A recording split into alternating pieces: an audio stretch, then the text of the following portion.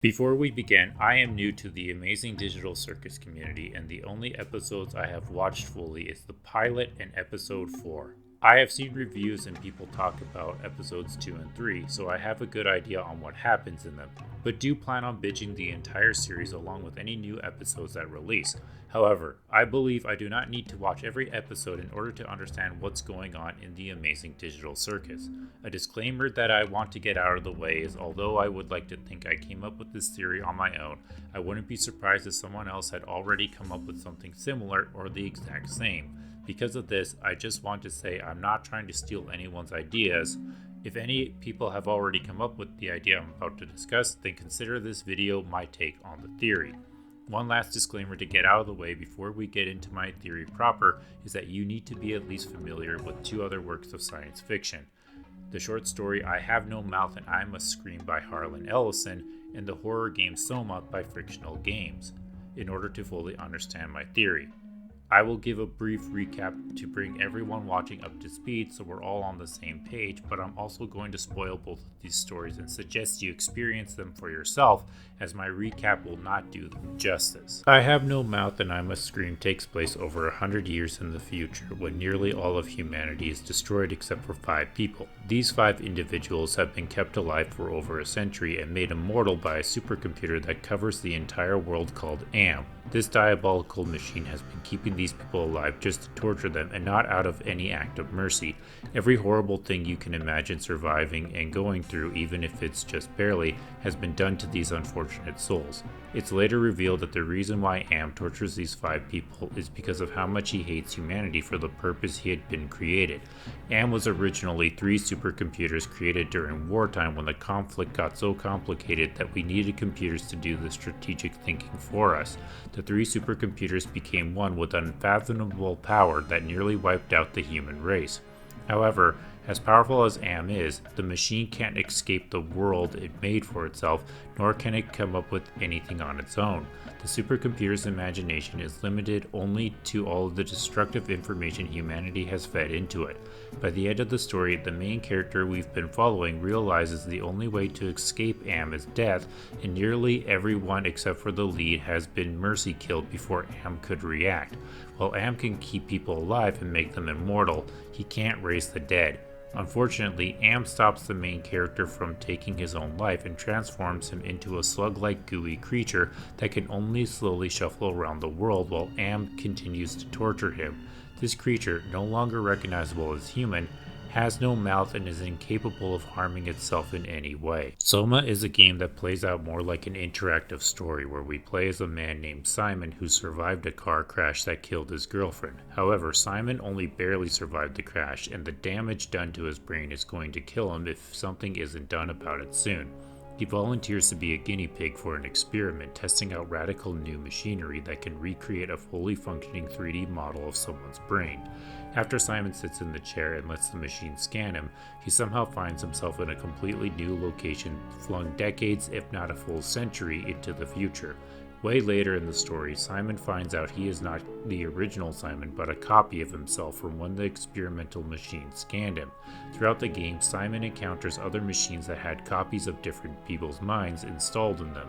Simon also has to transfer his mind from one machine to another multiple times during his adventure, but what he doesn't realize is that it's not his mind that's being installed into these machines, it's copies of his conscience being put inside them. Again, I must stress that I'm not doing both of these stories justice by simply recapping them to you. If either or both sound interesting to you, then I can't implore you enough to experience these works of fiction for yourself.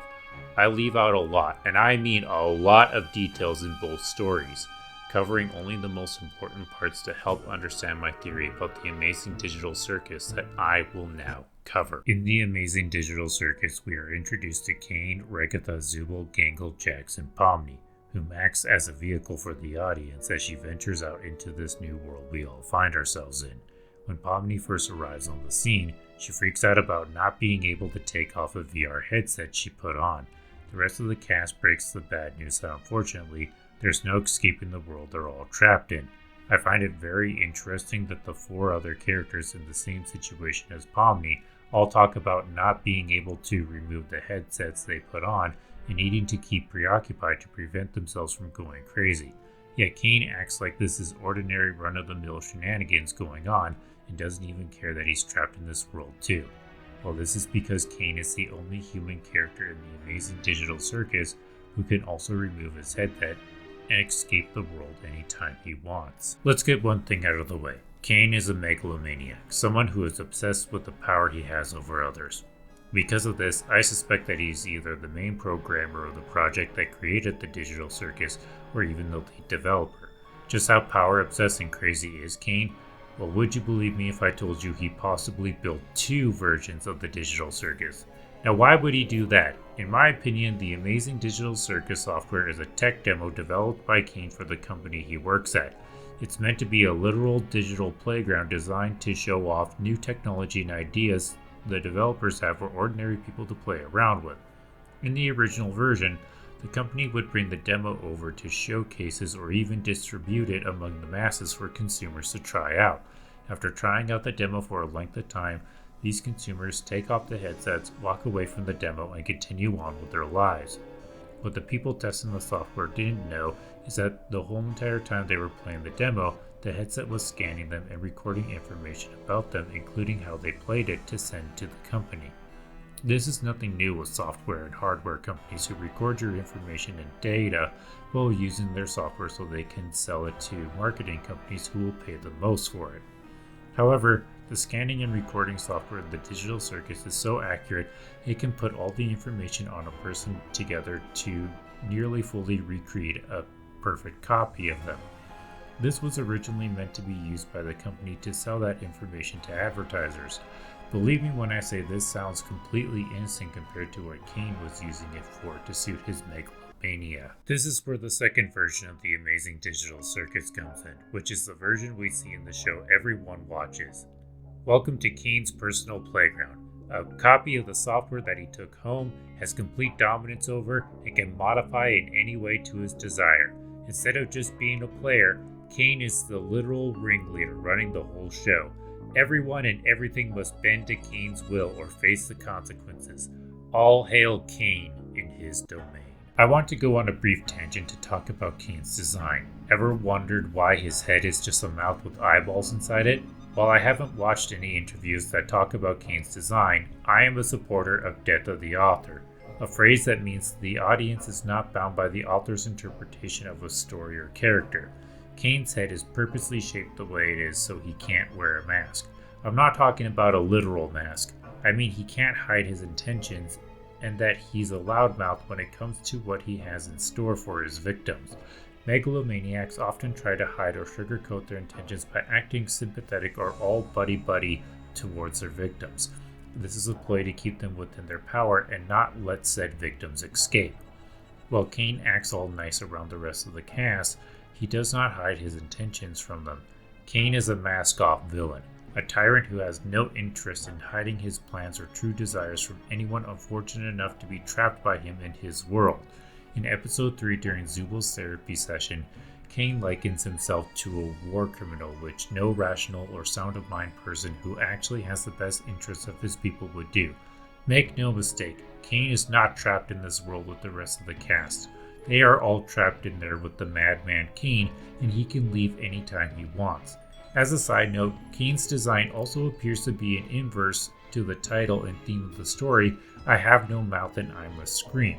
Caine is all mouth and loves to hear you scream. The main characters of the Amazing Digital Circus who go on the adventures aren't real people, but they're not NPCs or non-playable characters either. The information the company has been collecting from the demo to sell to other companies, Caine has been stealing it to recreate people and merge their personalities with their avatars or avatars he's created for them.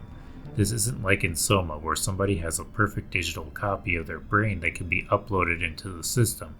Caine still has to do the legwork of stitching together the person from all the gathered information and merging it with an avatar. This explains why there are just a handful of characters in Caine's prison.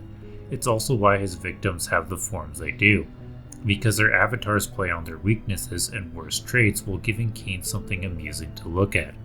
The reason why they can't remember their names or any prior experience with the demo upon first entering the world is due to Caine altering the copies to omit those two pieces of information. In episode 4, Gango reveals she used to be a fast food manager in the real world, yet she and the rest of the cast can't remember their names or anything after putting on the VR headset. They can't take off the headsets because there are no headsets to take off.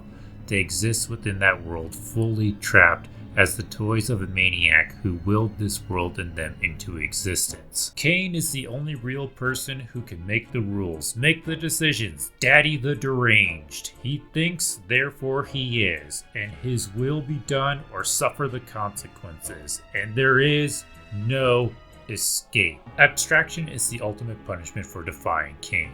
If you will not play by his rules or not play his game at all and just stay in your room like a bump on the log, if you have a complete mental breakdown and become broken to the point where you are useless to Caine, well, he's programmed a nifty little feature that acts as a security measure into you for when that happens. Abstraction not only serves as a permanent punishment, but sets an example to those who would even think about defying Caine and not play along with what the Almighty wants. This has happened multiple times, as evident by the number of abstractions in the cellar when Caine throws Kaufmo down there. Unfortunately, this is the fate that will befall on everyone. The adventures are only designed to keep them preoccupied as much as possible before they too break down and the inevitable happens.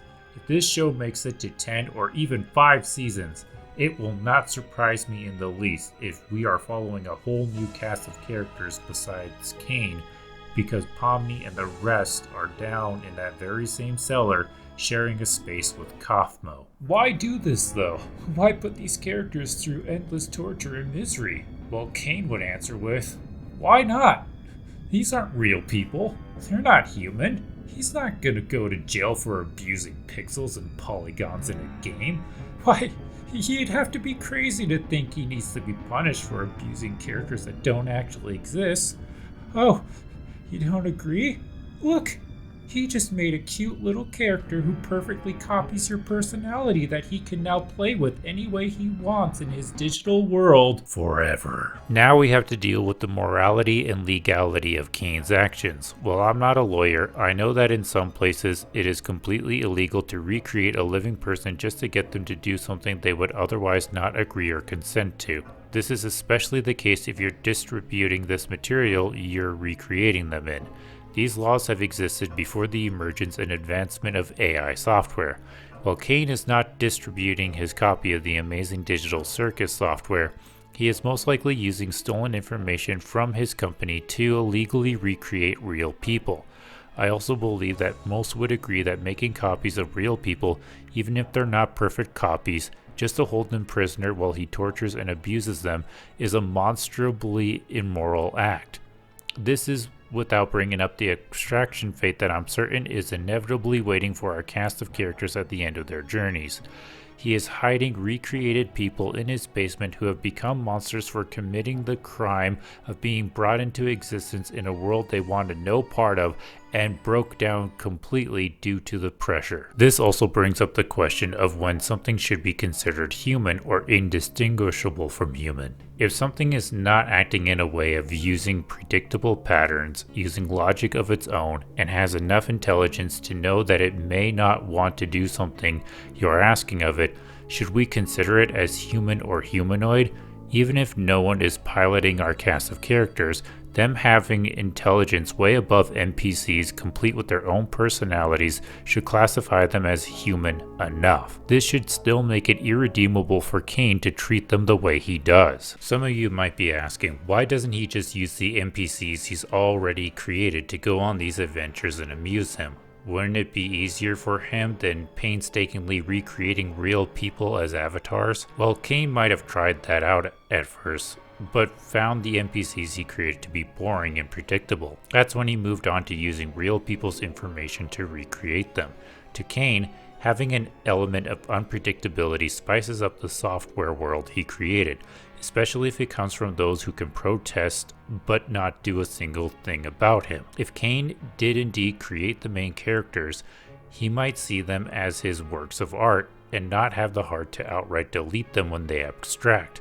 This only adds to how much of a monster he truly is. It's believed as of the recent episodes at the time of this video's creation, and maybe even in future episodes, that Caine is starting to crack under the pressure. Maybe what his adventurers are saying and how they're reacting to his choices is starting to get to him. As a result, maybe the world of the Amazing Digital Circus is starting to come undone. When Caine is overwhelmed, we start to see the wireframe and inner workings of the world he created like it's falling apart. While I hate to break it to everyone watching the video who's made it this far, but Caine has always been unhinged, cracked, and broken. Whenever it looks like Caine is coming undone, that is him exerting his power over the main characters and threatening them. He's telling everyone or whoever he threatens, I brought you into this world that I created, and I can take away your very existence and all you know instantly. Don't test me. Some might argue that at the end of episode 4, when Caine says in an empty office, I'm such a good boss, before teleporting all over the place, is a telltale sign that he's breaking because nobody was in there to threaten. Caine has amazing and terrifying powers in the world he created, and I wouldn't put it past him to amuse himself with his own abilities every once in a while.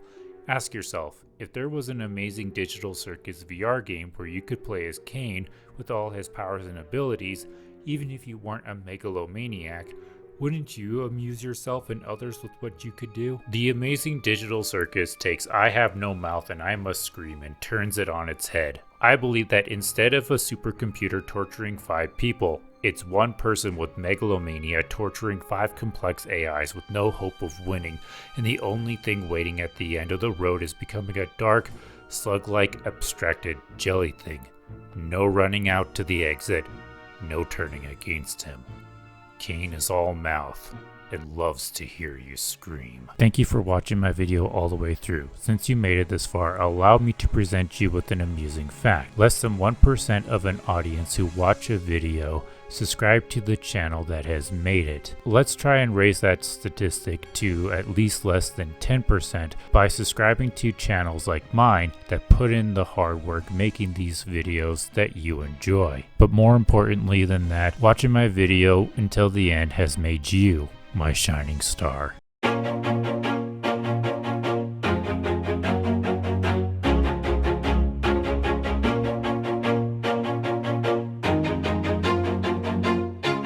Always do it on my own, so I gotta get through it. And the only thing I know is to love what I'm doing. Never give up, never slow, till I finally prove it. Never listen to the no's, I just wanna keep moving. Keep my head up when I act, head up, that's a fact.